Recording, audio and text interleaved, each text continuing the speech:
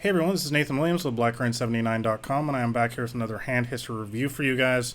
So today's hand was sent to me by Diego, and as you can see, he's got the pocket nines there in a 2-cent, 5-cent full ring game, and this hand was played on PokerStars. Okay, so let's jump right into the action. And actually, before I get started, as I always talk about in every video, it seems, we should always be looking at stack size before anything else. And as you guys can see here, Diego has a double stack. That'd be 200 big blinds. And as we look around the table, there's definitely a couple other players as well, such as Villain 17, Villain 19, and Villain 20 that are slightly deep stacked as well. So we'll keep that in mind as we go through this hand. And before I start as well, I just want to say that Diego didn't really give me any reads or anything. Perhaps this was a zoom hand, I'm not sure.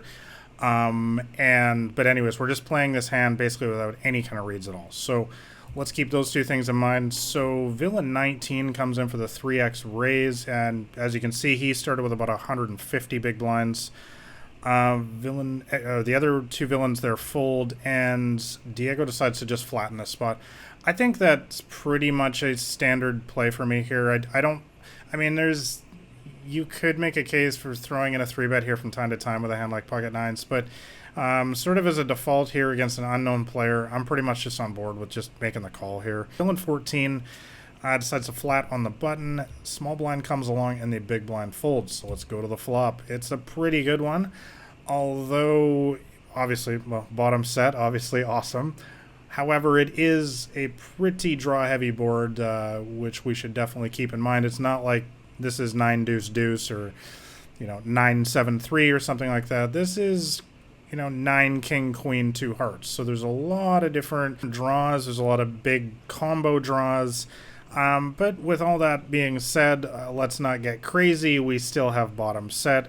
We are massively ahead of a lot of hands on this board, including a lot of one-pair hands, and even a lot of those combo draws, such as a ace jack of hearts or something like that. So let's see how the action plays out here. So the Villain 15 is first to act, of course, is in the small blind. And now we go to the pre-flop raiser, Villain 19. He decides to make a roughly 2/3 c-bet in this spot. What does Alexander do? He just decides to just call in the spot. I'm a little bit iffy on this, to be honest. I think that I would probably prefer a raise here most of the time, pretty much just for everything that I just said. There's a couple hands that have us beat. Jack 10 would be the most obvious one. Kings, queens are obviously possible, but we're talking about a very, very small amount of hands here that actually have us beat right now. I think that there's way, way more hands that we're ahead of that certainly will make a call with, again, some of those big sort of combo draws, that 2-pair hands like a king-queen that will definitely make a call in a spot like this versus a raise. So I think we're definitely missing some value and not fast playing here and making a 3-bet or making a raise on the flop here.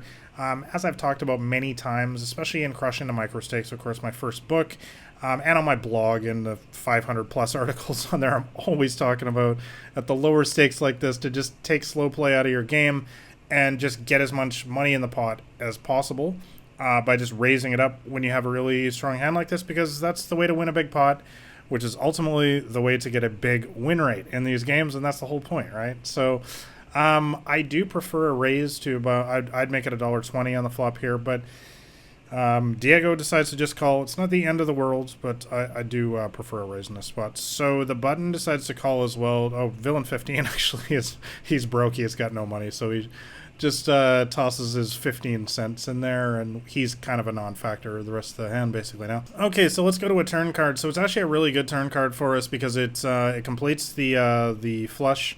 There's a lot of hands that could have been sticking around with a flush draw that have obviously just got there now, but of course we got those hands smoked because we got the full house. So definitely looking to play a big pot in this spot. Let's see first of all what Villain 19 decides to do, the pre-flop raiser. Interestingly, he decides to check in this spot here.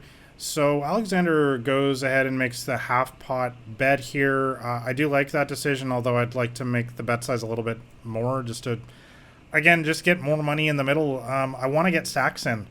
Remember, this is slightly deep stacked as well, and the only way to get the stacks in is to get more money in the pot earlier in the hand so you don't have to shove an incredible amount in on the river and hope they call. So I definitely, I like the decision to bet here, but I'd rather make it like $1.50 or something like that.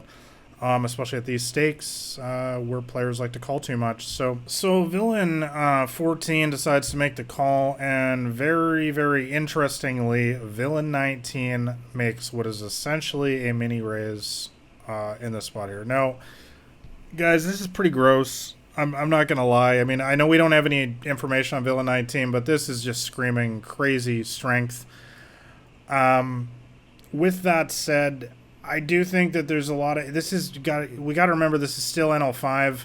When I don't know anything about the players here, there's just no way that I'm going to lay down a full house on the turn here. He could have something extremely strong like a better full house, but there's so many other hands like flushes, straights that he could have that he's decided to do something wacky with. Trips, he could have a queen jack, he could have a queen 10, all sorts of hands like that. So while this is pretty gross and villain 19's raise here against two people on the turn looks insanely strong, I just don't know that I'm good enough to get away here ever. You guys can probably, by the tone of my voice here, probably see where we're going with this hand. But with the conclusion, which we'll see in a second. But I'm going to just say I agree with Diego's decision to get all the money in here. Unless I know that this is some crazy nit. Again, we don't have any information here. Unless I know this is some crazy nit, there's just no way that I'm getting away from a full house here at NL5. Super low stakes like this. I'm just getting all the money in. So villain 19 makes the call. And we're going to get some bad news here, guys. He's got a straight flush, which, yeah, that's a pretty good hand. So the only question is, you know, could we have... I mean, the only question in spots like this always is, could we have lost less? You know, guys, when we're talking about a full house, I'm pretty much just going to say the answer is pretty much almost always no. You know, unless, like I was just saying, unless I know that this is an extremely nitty player that is only capable of doing this with something like, you know, pocket kings, quads, a better full house somehow, you know, king queen, hands like that, a super nitty player like that, there's just no way that I'm folding a full house, even though it's slightly deep stacked here. I do think that Diego played the hand fine. And it's just unfortunate that these kind of hands are going to happen sometimes. Something that I always talk about in situations like this is when you get stacked in a spot like this, and it's kind of one of these cooler situations, the biggest thing to just always ask yourself is, if the roles were reversed, if we had the straight flush here and he had the pocket nines, is he ever getting away from his hand?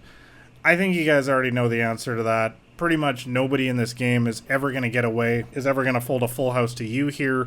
So, you know, the shoe is always going to be on the other foot in poker. You play enough hands of poker, and we're going to be the ones that are on the good side of the coolers like this, which basically means if they're not going to get away versus us, then it's essentially just a neutral EV, kind of a wash in the long run. So I think that's basically all I got to say about this hand, guys. You know, huge coolers are going to happen like this in poker. It's pretty hard to get away, and in a spot like this at lower stakes versus an unknown opponent, I think that just getting your stack in with a full house here is pretty much going to be the correct play around 100% of the time. So, but as always, I want to know what your guys' thoughts are in this hand. Maybe you would have played it differently. Maybe, you know, maybe you got that spider sense and you kind of got away here somehow. Let me know in the comments below.